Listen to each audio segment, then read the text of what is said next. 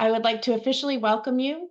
My name is Renee Forsyth. I'm the Director of Professional Development for Lyme Connect, and this is the next installment in our series called the Voices of Lyme series, where we take a deeper dive into the experiences of people with a specific disability.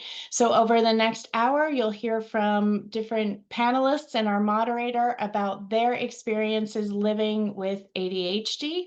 I'm sorry, I should have given a visual description. I am a white female with shoulder-length brown hair, and I'm wearing a green top in front of a Lyme branded background.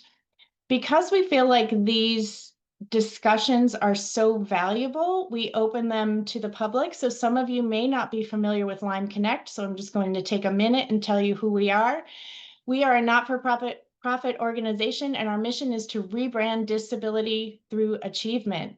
We do that by attracting high potential professionals and university students, including veterans, with all different types of disabilities into our network.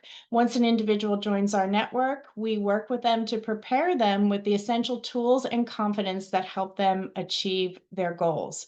We also connect our network members for scholarships, different leadership programs, internships, and full-time careers with the world's leading corporations, all of our corporate partners. We have amazing corporate partners in the US and Canada, and some of our panelists are joining us from those corporate partners. We also support our corporate partners in recruiting, onboarding, developing, retaining, and promoting all employees who have disabilities. So together with our corporate partners and our network members, we celebrate the strengths and talents of people with disabilities. And we're so excited to celebrate those strengths and talents of the experience of the people who are joining us today. I'm going to take this moment to introduce our moderator. Kulin Matchhar is a philanthropic advisor at Casey House with a deep interest in storytelling, mental health, and neurodiversity. Kulin is also a longtime Lyme Network member and currently serving on Lyme Connect's board in Canada. We're so happy to have Kulin join us to moderate Lyme Connect's ADHD panel and know that he will spark a thoughtful, open dialogue about how all of our panelists thrive beyond labels. And we're really excited to have Kulin lead this discussion, and we welcome Kulin and all of our panelists. Kulin, I'm going to turn it over to you. Thank you for that introduction. My name is Kulin, and I come from Toronto. And a visual description of myself, I'm wearing a green colored shirt with the blue jacket with the blurred background with brown skin and dark hair. And I thank you for all being here. I'm excited to facilitate the discussion and real life experiences and insights from our community. And let's start off with brief introductions with our panelists. So please share your name, pronouns. My pronouns are he, him, and where you're joining us from in your current role and a short visual description. And I'll start with Sean, then to Juliet, and then to Meg. Hi, my name is Sean Ryland. I have short blonde hair, middle-aged Caucasian male, wear glasses. My pronouns are he, him. I work for Rogers Communications as an accessibility coordinator, looking after the accessibility feedback mechanism and whatever feedback comes through that shared amongst the business, as well as I support our manager for accessibility in helping ensure Rogers meets the commitments that they make within their 3-year accessibility plan to improve things not only for employees, but for the customers and also the public in general that connect with Rogers. Go ahead, Julia, I think you're next. Hi, everyone. My name is Julia Lee Harder. I'm a writer and digital storyteller joining you from Austin, Texas. For a visual description, I'm a white woman with brown hair wearing a purple long sleeve shirt. My pronouns are she, her. And I work as the culture and fandom editor for YouTube's official blog and a few of their social handles, where I've had the unique opportunity to interview everyone from Paralympians to inventors and likely some of your favorite creators. I'm also the community conversation leader on the Lyme Connect community platform, so I highly recommend checking that out as well. Excellent. Hi all, I'm Meg Long. My pronouns are she, her. I'm a white woman with blondish shoulder length hair wearing a brown shirt. I work at Salesforce where by day I am a lead product designer in our platform part of the business where I work on developer tools. And I'm also the VP of Neuroforce, which is our neurodiversity ERG based in Los Angeles and live with my family, including a husband and 3 boys and a golden retriever and a bunch of plants. That's me. Excellent. Thank you for those introductions. And I'm going to start off with our first question, but I want to just frame it. ADHD can present differently for everyone, from focus challenges to bursts of creativity. And for me, ADHD means my brain is always on something. It's a challenge. And if my friends know that, I'm always on the go, but it fuels my creativity and my drive in philanthropy. So my question for all of you is, how does ADHD impact you personally and professionally? How does it present to you, and how would you describe it? And let's get Meg to start, and then we'll go to Julia, Sure. then to Sean. I was diagnosed pretty late in 2021, and I think most of my life I experienced ADHD, which I didn't know was ADHD, as brokenness. Like I just felt like I didn't do things the right way, or couldn't do things the right way, and experienced a lot of shame and feelings of failure. But at the same time, I was successful at school. I did well in school and in my career. But behind the scenes, I was just kind of treading water and trying to survive. And no one else could see how much work I was putting in to not fail, but I could see it. So I was very well aware how close I was to failure all the time and felt a lot of imposter syndrome. And that my success was kind of like I don't know, like a lucky mistake sort of thing. Then when I was diagnosed, it was one of those, light bulb moments where like everything made sense and started to learn more about ADHD and experienced, really reframed everything more as like, okay, this is a difference, not a brokenness. And also recognizing the strengths. I remember having a conversation with someone early on in my diagnosis where I was focusing so much on the weaknesses and the challenges, and they were like, well, yeah, but I mean, like a lot of what what has caused your success was also these symptoms of ADHD too, like hyperfocus and systems thinking and creativity and justice mindset and things like that. So now I experience it really just like as a difference, like very unique to me, and understanding myself and that comes with challenges and gifts. And it's just about recognizing those things. So yeah. Excellent. Great insights. Yeah, that resonates with me a lot. I also wasn't diagnosed until adulthood, and I do think that this shaped my experience with it a lot. In retrospect, I think it's almost funny because my ADHD feels so obvious now, but I think I didn't understand what ADHD actually was. So I was known as a kid for being very spacey. I lost things all the time. Sorry. I was forgetful and struggled with organization. I had like really intense interests that sometimes would be fleeting. I would either talk nonstop or be very shy with kind of little in between. However, I was also what's often referred to as twice exceptional, which is kind of like a weird descriptor, but it means that I was academically gifted with a neurodivergency, and the two traits sometimes could kind of mask each other. So I've often been told that I'm like an absent-minded professor. So it was kind of this idea of, oh, this is just like a academic thing, I guess. I have combination type, so inattentive and hyperactive. So for me, hyperactivity looks like talking a lot and ranting about topics that aren't always relevant to conversations.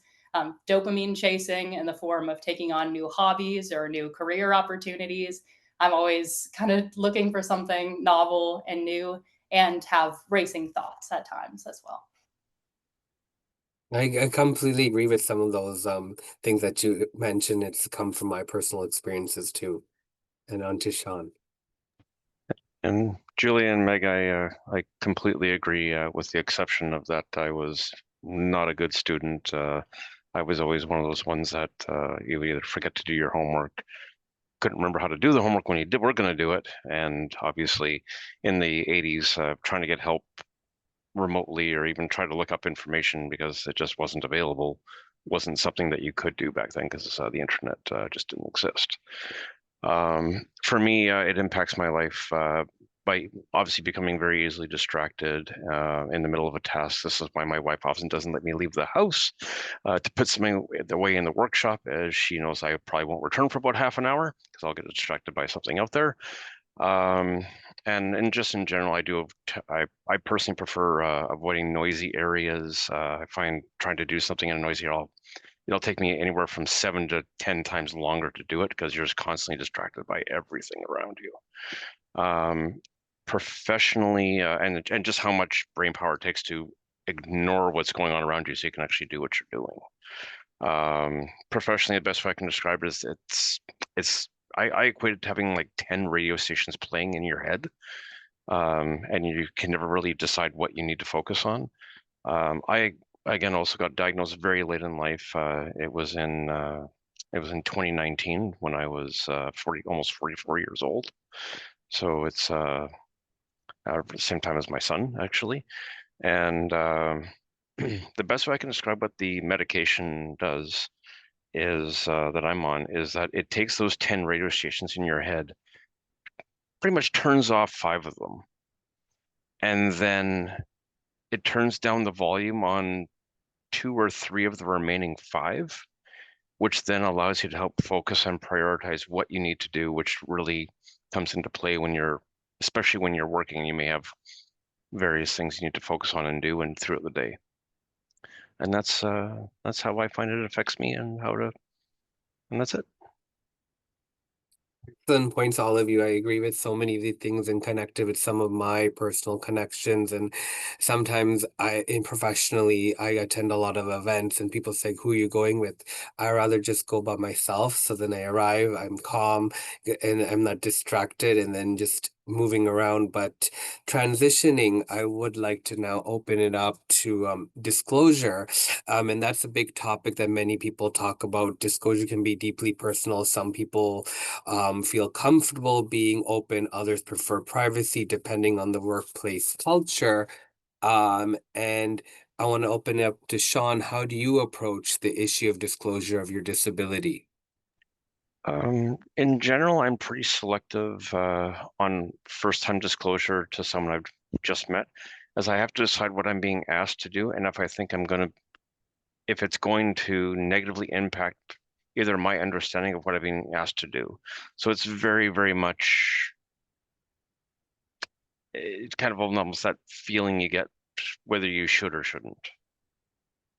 Yeah, I totally agree with you, and I'll chime in there. And I was fortunate enough to be diagnosed as a kid with ADHD, so I had to become an advocate. I was very embarrassed when I was a kid, so my mom was my advocate. She would go into university and said, "Where's your workplace accommodation? What disabilities?" So that I found that being open helped me create an understanding and normalize the conversation about neurodiversity. But I was part of Lyme Connect, and 2 of my previous roles were founded through Lyme at CIBC and TD. So they kind of had an understanding, so I didn't have to hide that. But in other roles outside, I did sometimes first understand the situation and figure out what's needed. But if there was any testing, I'd always right away say, hey, I would need extra time. And then if there's needed backup, I would show my psychoed assessment. But it is very personal. And depending, I think for everyone, depending and analyzing that situation. And so like, again, I briefly talk about some accommodations. So I'm going to move on to our next question for Julia and Meg. It's like what accommodation or strategies, formal and informal, have helped you succeed at work in daily life? I know for me, time blocking or visual reminders have been huge, but I invite you both, and let's start with Julia to talk about. Again, the question is, what accommodation or strategy, formal or informal, have helped you succeed at work in daily life? Yeah, so I've been very lucky when it comes to accommodations working at Google. one of the most impactful for me was I had access to executive function coaching. So I met with a coach who was trained in working with employees with ADHD or autism for several months. We were able to work together to identify specific blockers in my workday and brainstormed potential solutions. This isn't something that I've heard of being offered many places, but it really should be because the results for me were pretty great. Additionally, I have a remote work accommodation. This is actually not for my ADHD, it's for a chronic illness that I have. But I do have several colleagues who work remotely due to ADHD. And I will say, I found it super helpful having full control over my work environment. I move around a ton during the day while working. So I have a sit stand desk that I'm at now. Sometimes I work from that chair or the floor. I move around a lot. And I think having control over my environment and limited distractions is really helpful. I will say, like I mentioned, I think these accommodations are harder to get from my understanding, but I do think that there are other options that can be helpful. Like I know Lime offers free coaching for all our network members. This is not specifically for executive function, but I think it's something to flag to this group because it can be a really great place to start getting support. Additionally, I've found similar tips and help from different online resources. I think the channel How to ADHD on YouTube is one that I really love and I think is really helpful and has a lot of bite-sized information. Also, the creator Danny Donovan, I think is really helpful. She has a really great book about like different resources for executive functioning and also a lot of different free comics and things like that. Yeah, I think there's a lot of great resources out there, whether formal or informal. I totally agree, and I think with the age of technology and social media, there is a lot of resources there compared to what it was in the 80s and 90s. So, and platforms like this help with that. Thank you for those insights, and pass it on to Meg. I was turning around looking for my Danny Donovan book. I have that and it's amazing. She came and spoke at Salesforce. Yeah. Yeah, I think one of the biggest things for me was recognizing that accommodations don't have to be formal. And so much of what has helped me has just been giving myself permission to do things in the way that works best for me and experimenting with that rather than forcing myself to try to do things the right way or a way that works for other people. So one example is that our company has access to Smartsheet licenses, and it's not a tool that a lot of people use. It's not like an official tool that we use in our product teams necessarily, but I have this like extremely, some would say, overly complicated system set up in Smartsheet with all these automations and things to manage basically my whole life, including all my work tasks and personal stuff. And in the past, I think I would have shamed myself for needing something so complicated when other people subsist with like a paper planner or something. But for me, realizing that it was worth it to invest in my peace of mind and my productivity and my time to set that up in the way that works for me was really helpful and important. So like using the tools that are available to you, even if you're using them in different ways than other people. And not necessarily needing permission to do that either. You know, like I think that was a big thing too, just like recognizing that I don't have to, I don't know, get like an okay from someone else to do things that way. Another thing that's been really helpful is our team in onboarding invites people to do a personal operating manual where you can list out the ways that you work best and the times that you work best and your stressors and strengths. And it's not necessarily an accommodation, but I think it's been really helpful to communicate the things that I need to do my best work. And one of the nicest things about it is it's not like a specific thing calling out those of us that are neurodivergent. It's something that the whole team is invited to do, and really helps everybody because it helps me understand my colleagues better and how to accommodate them. Because we know, neurodiversity isn't just about neurodivergent people. It's about the full, spectrum of where everyone can fall. Yeah. So yeah, I think that's like a really great, easy tool for organizations to implement that just to help the whole team function better. And also was really helpful for me to be able to communicate my needs and accommodations, but in a like an informal, less intimidating or vulnerable way. Yeah, I totally agree with you with that because I think growing up, I found ways that for me were formal, some are informal. And I think I was fortunate enough as a kid had a psychoed assessment done, then as an adult had a psychoed assessment. So that was my formal way of if I needed an accommodation, if there was a test or anything for the extra time. But I think for some and for many, it is that flexible schedule for others. And I think the saving grace of the pandemic, I think, was that work from home became more common. So a lot of people were able to do that, and it's become now common part of everyone's routine, like having working from home. Like we have some in-office days, but that flexibility has become greater among our managers and leaders for that work from home environment, and also being in the office and other tools like noise canceling headphones. I have loops and I wear those at almost all the events and restaurants so I can engage in conversation. So those are some of like my informal accommodations, I would say. So excellent examples.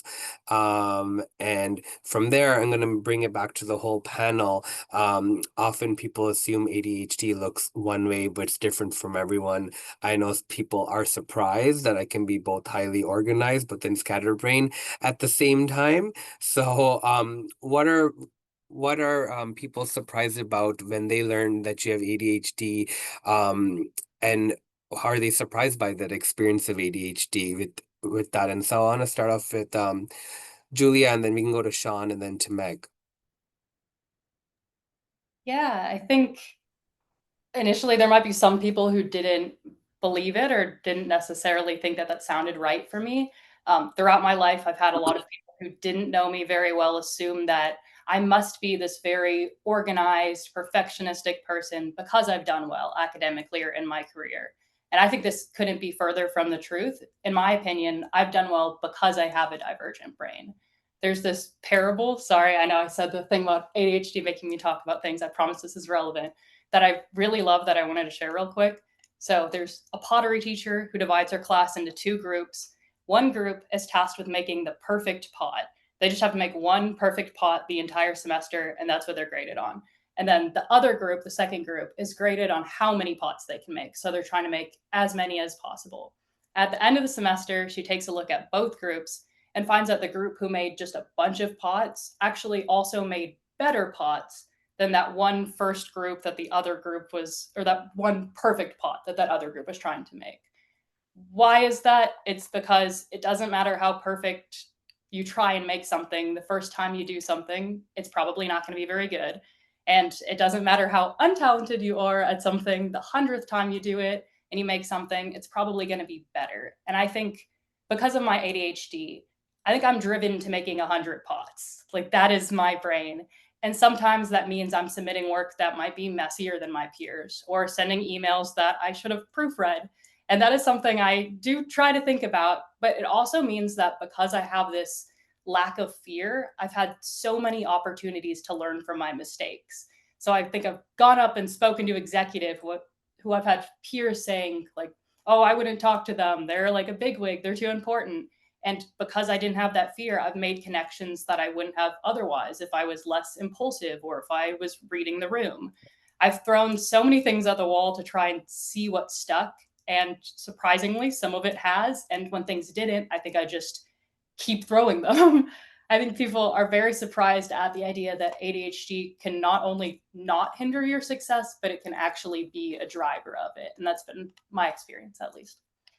I agree with you on that point, and especially when I was at TD Bank and I would just go up to executives. I didn't have that fear. I was like, they're like a normal person. They want to talk to you. So like if you engage with them, and that's how I was able to build those connections. So that really stuck with me. And now let's go on with Sean and then to Meg. So again, very similar to the Meg and Julia, where I was diagnosed quite late in life. Those that have known me for quite a long time, it actually didn't come as much of a surprise, especially because by the time I was diagnosed, ADHD was just so much more known about by the 2019. But because I'm relatively still new to it and how it does affect me in that, I've been learning how it affects me, and medications or environments, like learning how that, and making sure my work environment is or the environment I need to be in to be to help me do my best. And also learning that it's okay to say that if somebody asks you to do something, it doesn't mean it needs to be necessarily done right this very second. And because it's like, oh, something new and shiny, you want to do it right away, and then something else gets kind of put on the back burner that maybe was more important. So learning that to say that it's okay, that it's going to take you a couple hours a day, and not realizing that they're not something asking you to do something doesn't mean they want it right that second. That's how they're not surprised, but at the same time, when I started saying yes, instead of going right, yes, I can do it, to okay, give me an hour, give me 2 hours. That was a bit of a shuffle for them. The other part is whenever in my prior roles, whenever I would find something like a problem that seemingly needed fixed, you got hyper focused on it and just found some way to make it work. Hope that Yeah, answered the question. Yeah. that makes sense. That sometimes I get hyper focused and I need to focus and then I lose interest. But then it's just, again, we all work in different ways. So it's great to hear those insights. And to Meg. Yeah, I think one thing that surprises people when they hear I have ADHD or when they see kind of evidence of my ADHD is I feel like Julia, we have similar experiences of like giftedness and neurodivergence and like doing well in school and things like that. And I feel like it really wasn't until I got to college and I was in a design program where we were in a studio setting and working very, very close, kind of 24/7 with each other, that the process behind the work I was creating was more visible to other people, because the end results were often good in my life and would get, good grades or feedback, but no one could really see like the process behind the scenes, which was full of executive dysfunction and inefficiencies. And so once I just remember like conversations with teachers and stuff where I would be stuck in a spiral of like, just couldn't get through to a problem, like find a solution. And I remember like teachers being flummoxed,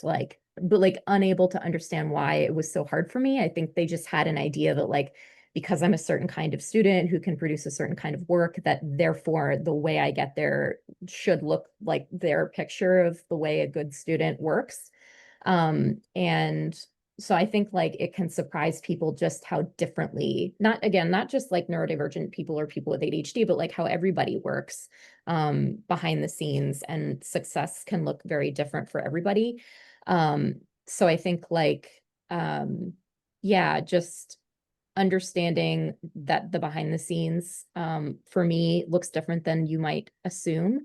And especially that like unreliability of my productivity, which I'm like coming to accept not as like a problem per se, but that there are days when I get almost nothing done and have so much trouble focusing, but then there are other days where I get a week's worth of stuff done in a day, and that work can be really great. So like having acceptance for that, but I think like that's something that surprises people. I think often people assume that like yeah, that you can like sit down to work and just start working and 9 to 5 and it's easy. But for those of us with ADHD, we know that's not necessarily the case. Yeah, I totally agree with you. And I think one time a friend asked me, so do you have ADHD? I think you do. And I'm like, I do. I have a psychoed assessment. It says it in there. He's like, oh, that makes a lot of sense how you interact and do things now. So that was like a big surprise. Like for me, it was so then he understood me and how to interact with me as a friend, because I think a lot of people sometimes misunderstand me, being like, oh, how is he already so excited in the morning and didn't have his coffee yet? And it's just like bouncing off the walls. So those are like, people are always surprised and hearing your insights, all of you. It's it's great, because I think what I always say is from this is that some I think we may be diagnosed, and it's at times that stereotype of disadvantage, but it's also our advantage, our superpowers. I say to that, and that comes into our next question for Meg and Julia. Is let's celebrate the positives: creativity, empathy, hyper focus, resilience. And what are the strengths of having ADHD, and how has it shaped who you are? And let's start it with Meg and then to Julia. Yeah, I think one of the first things that that showed up in my life was a social justice mindset and like a focus on ethics and right and wrong. Those of us who are neurodivergent in general can tend to have binary thinking, and that can totally be a challenge, but I think in some ways it can really help. I definitely, as a kid, had no problem like standing up to bullies or I don't know, I double majored in design, but then also writing and rhetoric. And so being able to like come up with like a well-structured argument and like fight for what I believed in, that was always something that was really important and a big part of my personality. Then once I learned more about ADHD, I was like, oh, okay, that's cool that that's also like a common trait. And also looking back, something that I would often, like when I think about the people that I related to and would connect on that, I'd be like, oh, looking back, I'm like, they were also like ADHD or neurodivergent. And like, that's one of the reasons we connected on those things. But I think one of the biggest like strengths that I've experienced that doesn't come up a lot is bottoms up thinking, which is something that has been studied more in autism, but is also can be common in people with ADHD too. And it's more like a inductive thinking process rather than deductive. And I think of it like sometimes when I work with more neurotypical people that have more deductive reasoning, like if we're coming up with a deck or an outline for something, like they kind of come up with a sort of hypothesis or an end result that they want, and then build an outline like kind of to support that. And they can often go based on a little information. And I have always struggled with that. But on the other side, I am really good at like, I will take a ton of information and like learn everything and like take a bunch of details in. And from there, I'm good at recognizing patterns and kind of seeing the entire system and then making like finding conclusions based on those things. So I think that can sometimes help me see things that other people aren't seeing or like identify patterns or problems. Sometimes I can like solve in complexity better than I think even other people because I think in this way. It can be a less efficient way of working up front. But ultimately, I think that has been one of my biggest strengths. When I'm able to work in that way and have the time to work in that way, I can come up with a lot of like really innovative, good ideas. And yeah, it's been really cool for me. That's amazing to hear. And on to Julia. Yeah.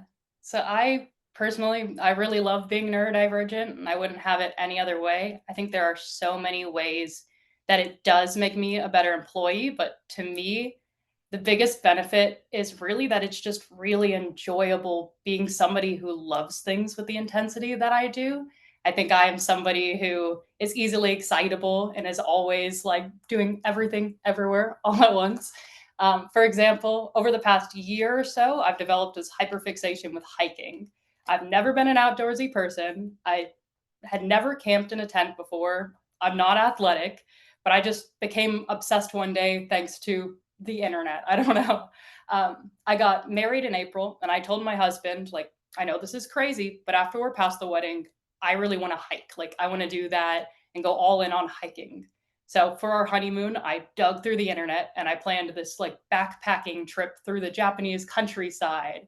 And cut to today, it hasn't even been 6 months since our wedding. We're about to have our 6-month anniversary. And I spontaneously have planned and taken us on 7 separate national park trips. And was this spontaneous? Yes. And chaotic? Also, yes. And is there a decent chance that like I could stop caring about hiking in a year's time? Maybe. But from that experience, I have seen the most beautiful night skies. And I've pushed myself through challenges that I never thought were possible. And I've loved every second of it. And I've had a lot of passions like this. And I think that they matter a lot. Like now, I do a lot of public speaking events, and that's using the skills I acquired as a dorky theater kid growing up. And I used to write like angsty poetry in my bedroom, and now I write professionally. And heck, I even had like a phase where I was very into comic conventions and cosplay and that kind of community. And that was something that was not very socially cool. But now I work for YouTube representing the company at conventions and interviewing and writing profiles on Dungeons and Dragons and video games. When I first developed my chronic illness, even like my senior year of high school, I struggled with it immensely and got really hyperfixated on disability advocacy. So I spent hours Googling programs for disabled college students, and I applied to a Lyme Connect reception at 3 in the morning. And that's why I'm here. I think loving things with my whole heart and chasing these like silly, at times childish interests, that's ADHD. And that's really powerful. I think sometimes that element of it can be downplayed, but I don't know, it's very meaningful to me. Thank you for sharing that. And one thing I took away from that is it's like passion to purpose. And I think taking our purpose, what is our purpose in life? And I think I also, here in Toronto, I have a very social justice mindset. Now I work in philanthropy and fundraising, and I'm a board member at the Gardner Museum. It's a ceramics museum.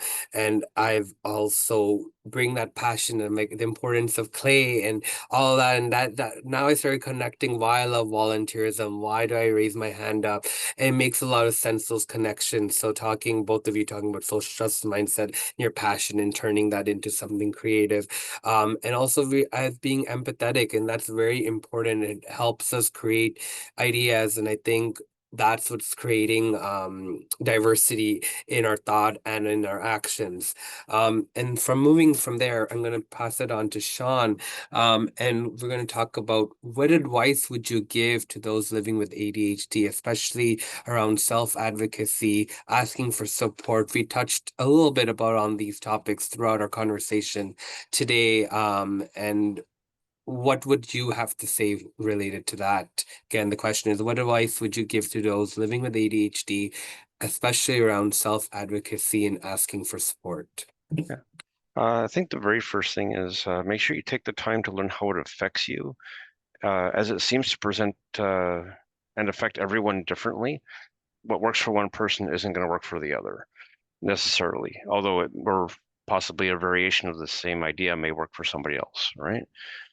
If you find being put on the spot to do something doesn't work well for you, as an example, share that with the person asking the question and ask for time to answer. Right? Don't feel you have to come up with that answer right in that exact moment. The other part is do your best to find a way to adapt to your work environment, but also don't be afraid to speak to your leader, human resource, and employee wellness about your struggles and try to come up with a solution to be able to perform at your best. I totally agree with you. Like, I think any advice, anyone who's joining this webinar living with ADHD and about how to talk about your disability is very important. And one thing I find is encouraging openness, when it feels safe, finding your rhythm, being kind to yourself. And one thing I learned that is asking for what you need is a strength and not a weakness, because there's actually other people around who may need that accommodation or need that. And one thing, in a previous life, I used to be a high school teacher, and one principle I took away when I was teaching was the principle of universal design. So like if this individual needed an accommodation, that actually accommodations, probably all the other students in the classroom would need that accommodation. So so the principle of universal design, if I got an extra monitor to do my work productively, maybe having a second monitor for the whole office for all the individuals increases productivity. So it's those are some of the things. And now I want to close it off, and then we'll have Q&A. So we are on time and moderating, and I think that's where the teacher in me comes. I'm gonna keep looking at the time, but to all of us, to all of you on the panel, a rapid fire closing question in one sentence or a few words.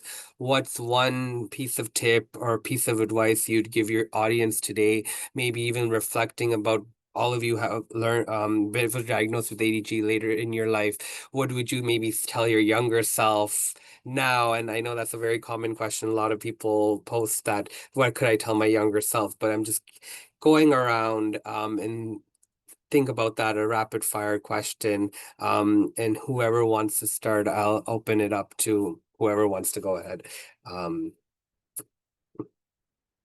is ready. I'll go. Megan? I Meg? feel like finding your community is so key. I think for me, that was really important to normalize my experiences. So if you don't know people in person, like at Salesforce, we have this great neurodiversity ERG, and we do these community groups, which has been really great. But if you don't have something like that, I think even just online, like finding content creators and educators, there are so many great ones out there that can really just I don't know, yeah, help normalize your experience and encourage you and help you recognize your strengths. Thank you. Go ahead, Julia. Sean? Sure. I'll throw out there, I think get rid of the idea that you need to find one thing that works for you forever. I think, you know, ADHD, like we said, the black and white thinking, there can be this idea of, I'm going to find the solution, and there likely isn't one solution. There can be something that works for you for a month and then doesn't work anymore. I think that natural flexibility is helpful. And also, if your interests change, like if you're really into crocheting one month and then next year you don't care about it anymore, that doesn't mean that you're a failure at crocheting. It just means that you're broadening your interests. Thank you. Using things like lists, timers, reminders, alarms, having a calendar stuffed full of things that help you remember to do things. But I think the biggest thing is that try not to mix things between things you need to do and things you want to do. You know, things you have to do them obviously, and then make sure you do have time for things you want to do. But just make sure it just helps to keep a good life balance in general. Like you're not stressed out at the end of the day. Try not to be too exhausted and just give yourself some grace. Yeah, I agree with that. And I think my piece of advice to anyone on this panel is, again, be kind to yourself and be open in one way. And I think all of you touched upon it. There is no right way. We all have our unique things, and ADHD affects us in different ways. So I think, just always, I think, lead with curiosity, I would say. And I want to thank our panelists and everyone for joining us today. This insights helped shift how we view ADHD or neurodiversity. And we have time for questions, and I do see 2 questions in the Q&A box. So we'll start with that, and then if there's more questions coming up, we can go from there. So I think we'll open up to the whole panelist. What are the benefits of having routines for you, especially morning routines? So if anyone wants to chime in, if you have a morning routine, and benefits of having routine. I can say, because again, I also have a son who has ADHD. Routine is insanely important, especially to start the day. That way, you know, you literally almost have a timer for everything you need to do, along with a list to do it in. That way you don't forget what you need to do. You're not rushing at the end. It's like, oh no, I forgot my headphones before getting on the school bus or whatever. It's there, you're ready to go. You have like 5 minutes before you even have to get your stuff on, and you're relaxed and walking out the door, not stressed out. I agree with you. And part of my routine, also, I attend so many events outside of work. Sunday night, I looked at my calendar and see what's coming up for the week. And then Monday morning, before I head to work, each morning I look at my calendar again just to know what's coming up. So then I have an idea, so I'm not frazzled or lost. Again, and Meg?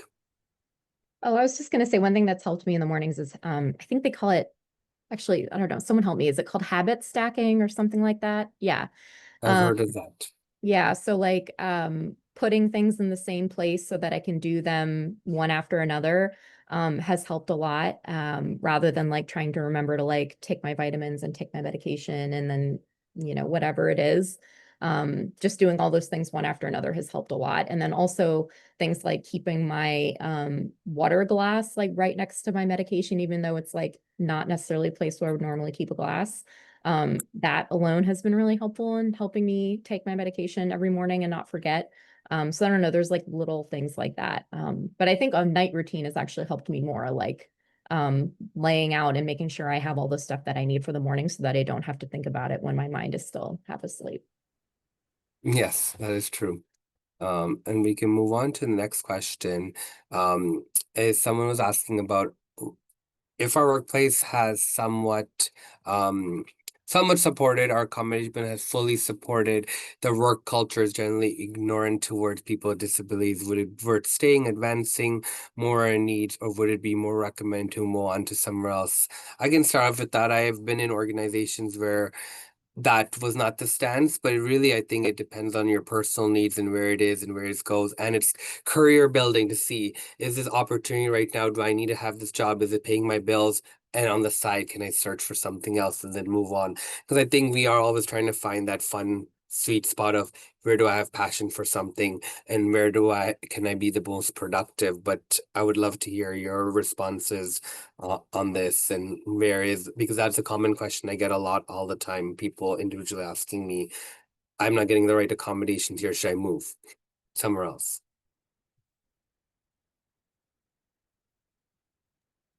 That is such a hard one because I think it is so like individual circumstance. Like I wouldn't advise somebody to quit your job right now because I don't know like what that looks like for them. I think for me, maybe take a look at like I know I have very black and white thinking with things, and so maybe take some time to really think about it. And also, if you are looking to move, start applying to things and looking at options without necessarily quitting your current job yet.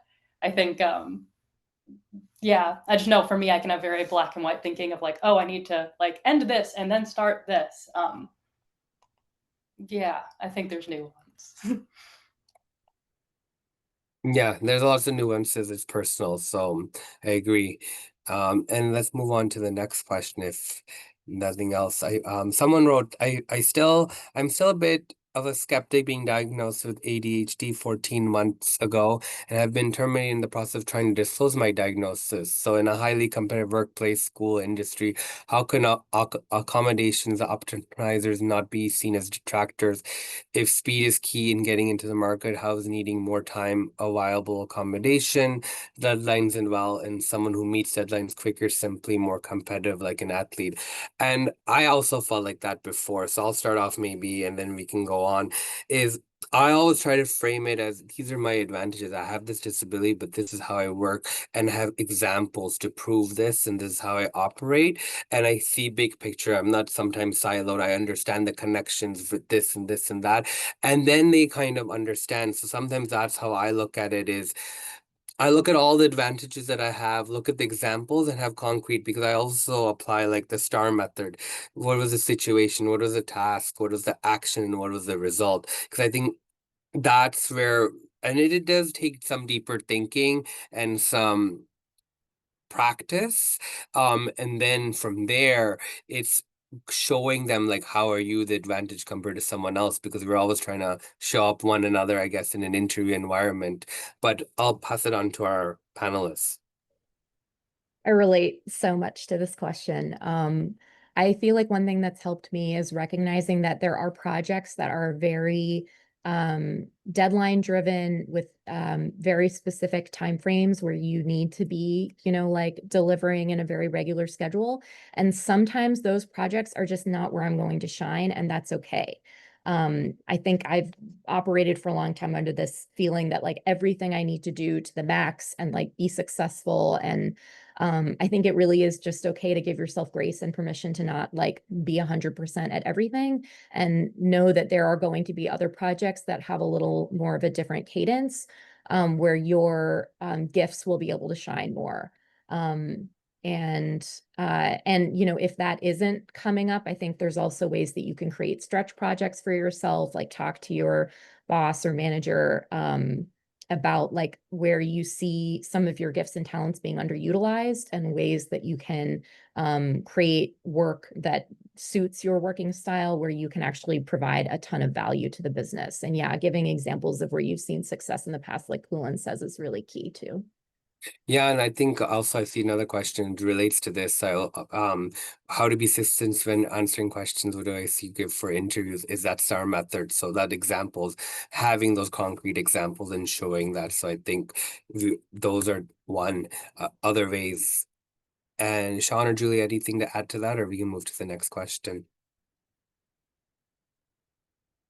We're good.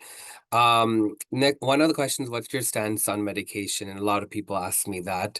Are you on medication? Currently, I'm not. One time I was. But I think it's an individual choice. It depends on how it affects you. For me, when I was taking it, my heart would increase. So there were a lot of side effects that didn't really affect me. So I had to work with my I was a coach in university on other tactics and strategies, like someone would say, have in the workplace, maybe an executive function coach. I had something similar, that a learning strategist coach in university, and that's how I developed some skills, where the medication was not helping me. But let's pass this on to our panelists, because I know some of you mentioned about medication. Yeah, I agree with you, Kulin. It very much is an individual choice.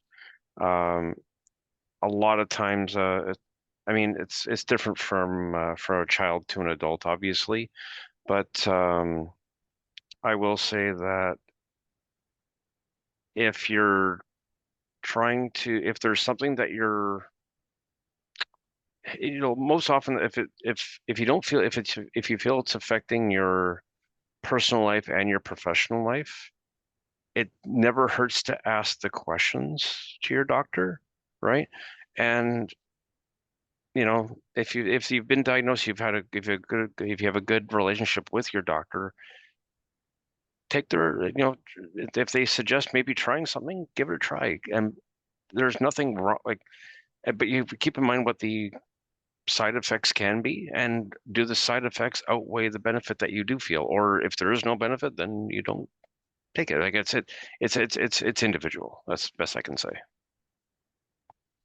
Yeah, I hesitate to say that I'm pro medication, but I am pro medication for me, is what I know. I take Vyvanse, and before that was on modafinil, which is used off label for ADHD. I have chronic fatigue as a part of my chronic illness, so it was initially to treat that.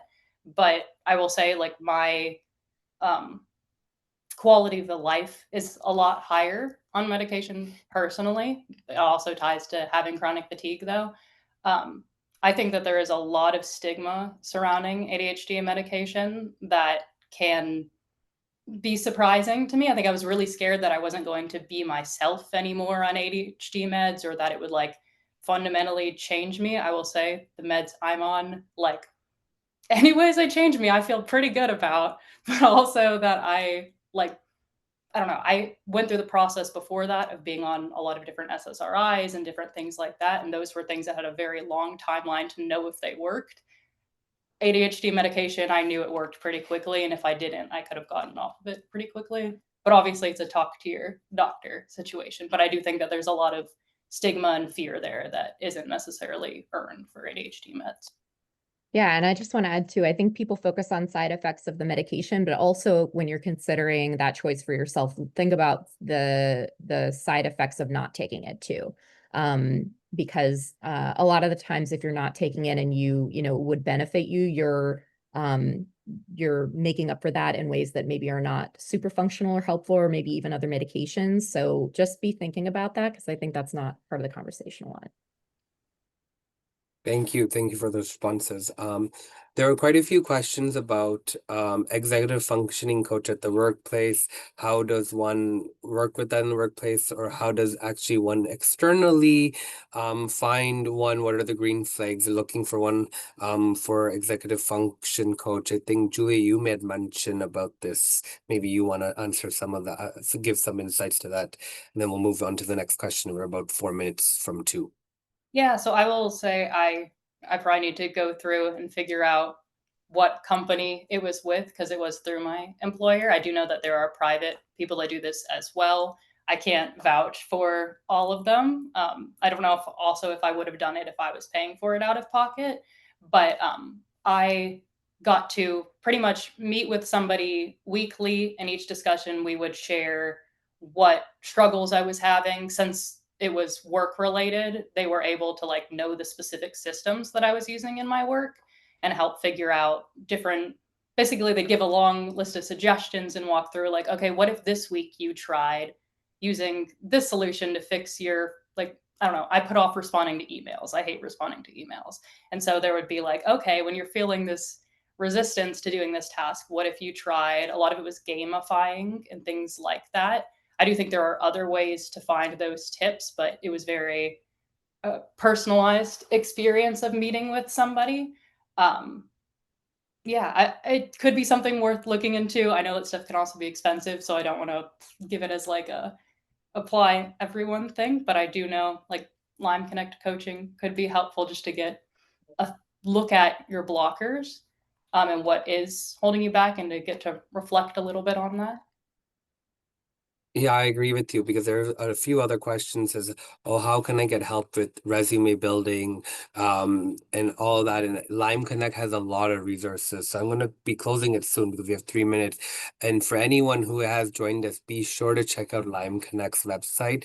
There are a lot of resources. There's coaching, there's resume review. I remember getting my resume reviewed with the one of the coaches and understanding that there's programs. And also, I think in this day and age of AI, I know there are a lot of programs like Copilot at work. So like now it's made my email writing much better because I have ADHD with a learning disability. So having Copilot has helped. And we're left for 2 minutes. I know we won't be able to answer all the questions, but I want to give a big thank you again to everyone for joining us, to our panelists, and such great insights on how we all function, from ranging from medication to social justice mindset and not getting discouraged in interviews or in the workplace with accommodations. So I just want to leave it off to that and maybe give it to Renee to close off if she has any last words from Lime Connect's side. Thank you, Kulin. Yes, you see all the love now that you all are feeling, hopefully. Tons of great, I think we could have stayed on for much longer to answer all of these questions, but tons of great sharing in the chat. Love to see how people are sharing the different tools that they use, different AI meeting notes. You know, you all shared so many great examples, so thank you. Some great terminology came out, optimizers instead of accommodations, neurodivergent brain, all of those things people really connected with. So Kulin, thank you for moderating a wonderful panel. Meg, Sean, Julia, thank you for sharing your story. We so appreciate it. Just a few final notes. We will be sharing the link to this recording in an email. We also, I didn't mention this at the beginning, but want to encourage you to join the Lyme Network. If you're joining us as a person with a disability, if you're neurodivergent, join the Lyme Network. There's no fee to do so, and you can take advantage of all the resources that we talked about in the beginning. You can make schedule a coaching appointment with our coach. So those are things that you really want to do. If you're not a person with a disability, we encourage you to join as either a friend of Lyme or as a corporate partner, if you are joining us from one of your corporate partners, because we have tons of training and resources available in our corporate partner community. So with that, again, thank you all for sharing your experiences with us. It was so valuable, and thank you all for joining us. Have a great day, everyone.